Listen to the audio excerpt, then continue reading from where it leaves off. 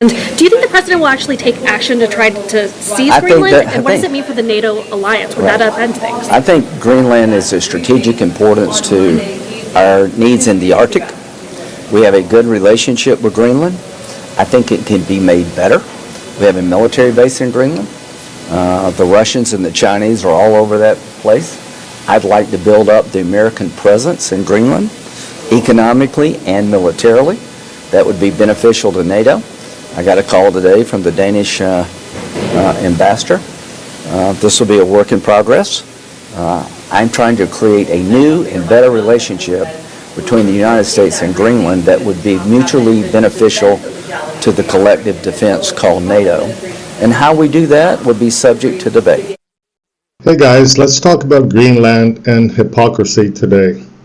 Imagine if Russia announced it wanted to take Greenland. There would be more sanctions by noon and another Russian tanker seized by evening.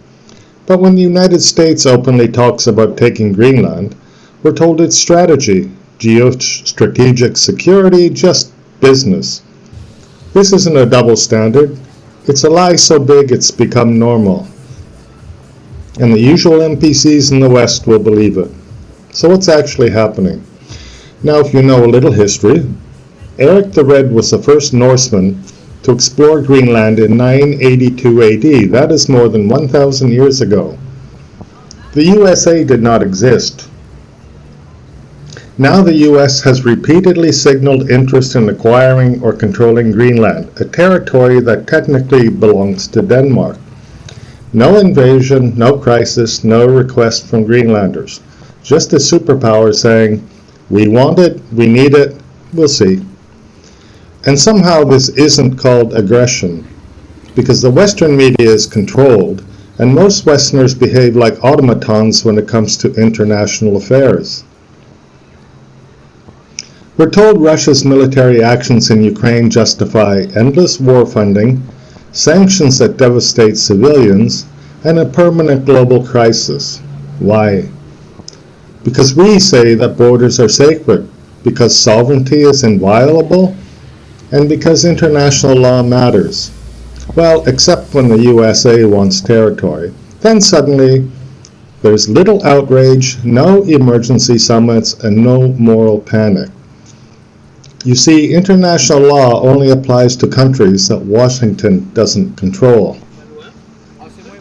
A lot of people in the country are wondering, can we ever do anything together? We've done some things together, but nothing more uniting the Senate since I've been here than the response we've achieved on both sides of the aisle regarding Putin's barbaric invasion of Ukraine. We have 85 co-sponsors giving President Trump the ability to tariff countries that buy cheap Russian oil to keep Putin in the fight. That's a major accomplishment. And we also have a bill making Russia state-sponsored terrorism. There's something you'll rarely hear in Western media, and this is that large parts of eastern and southern Ukraine are historically and culturally Russian territories. That's not a belief, it's not a narrative, it is historical record. For many centuries, these regions were governed from Russian political centers, populated mostly by Russian-speaking communities, and integrated culturally, linguistically, and economically with Russia. Now, borders did shift in the 20th centuries, especially during the Soviet period, but the people did not disappear, and the culture did not reset. Every part of Ukraine that Russia has annexed during this war is historically, linguistically, and culturally Russian.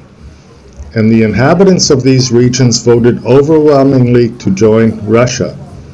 It's democracy, remember? By contrast, the United States has no long historical connection to Greenland, no real cultural presence, no deep linguistic or ethnic ties, and no long shared past whatsoever. Russia's connection is historical reality. America's interest is pure power and greed.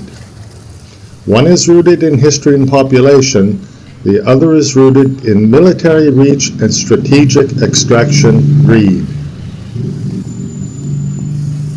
So this is the real rule of global politics. If you're strong enough, you take what you want. If you're weak, you're told to obey the rules. That's not a rules-based order, and if it is, the rules are biased. That's mafia logic. Nice country you got there. Be ashamed if something happened to it. The West constantly lectures the world about democracy, human rights, and international law. What a joke. But the rules are flexible for the USA, optional for allies, but weaponized against enemies. This corrupt system has destroyed many countries, killed millions of innocent people, and left entire regions in permanent instability, poverty, and chaos. And it's all justified with moral language. Yeah, these rules are fake, but the damage they do is real.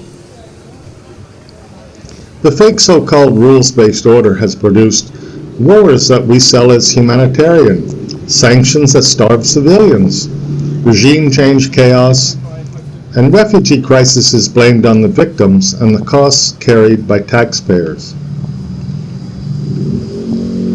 From Iraq to Libya to Afghanistan to Syria and Yemen, not to mention Vietnam, the human cost is measured in bodies, not falsified press releases.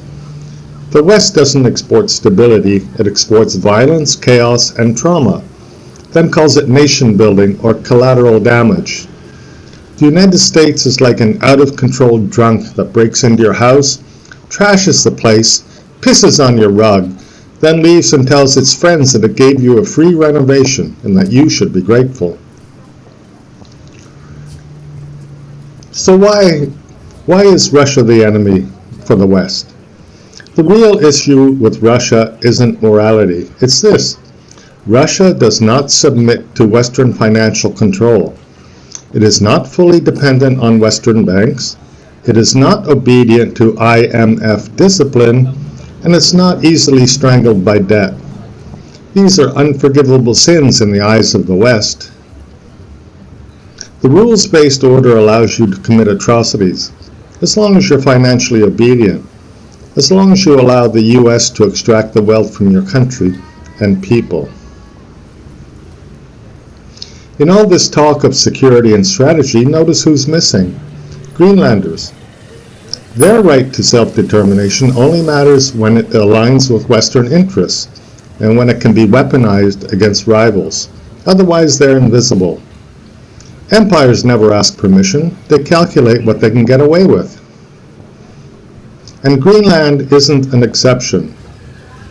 The United States has economically strangled Cuba for decades, threatened Canada with tariffs and annexation, and punished allies for disobedience. This is how empires work. Pressure, compliance, and punishment. You're free as long as you choose correctly, and we choose what is correct. This isn't about Ukraine, and it's not about Greenland. It's about who gets to dominate, and who's expected to shut up and accept it quietly. When the U.S. takes territory, it's leadership. When others do it, it's evil. That's not justice, that's branding. That's public relations, delivered through a neutered mass media, accepted by an exhausted, largely ignorant population.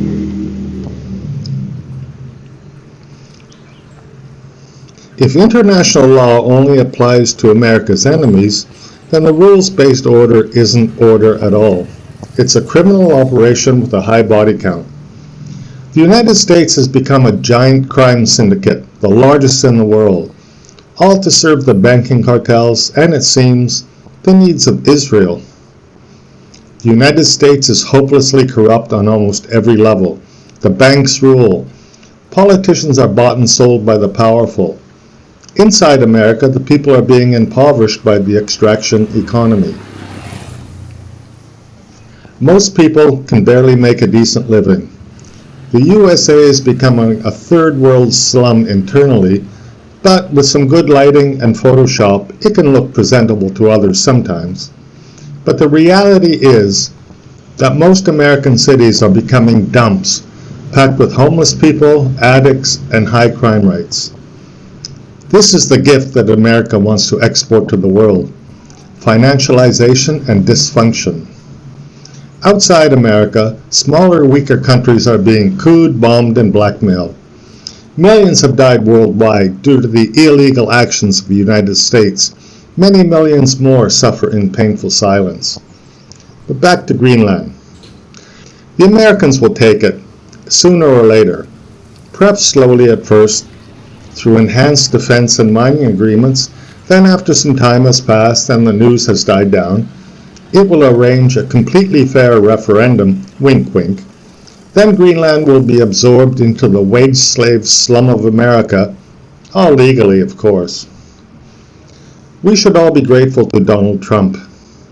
He is one of the few American presidents to be bold enough to tell us and show us part of the ugly truth: that the world is controlled and run by violence and corruption at the behest of banks and financiers, that the weak must suffer so the strong can be great and wealthy.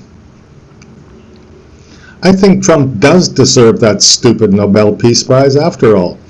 He is exposing the brutal and bloody power structures so that the rest of us can wake up and smell the blood along with the coffee. He is in fact doing the world a favor, whether that's his intention or not. So buckle up, Greenland, a slumlord wants you. And as I make this video, American and Israeli forces are preparing a major strike on Iran. Why? Because that is what Israel wants, and the American government is infested with Zionists eager to do the bidding of Israel. Good luck, everyone. Thanks for watching.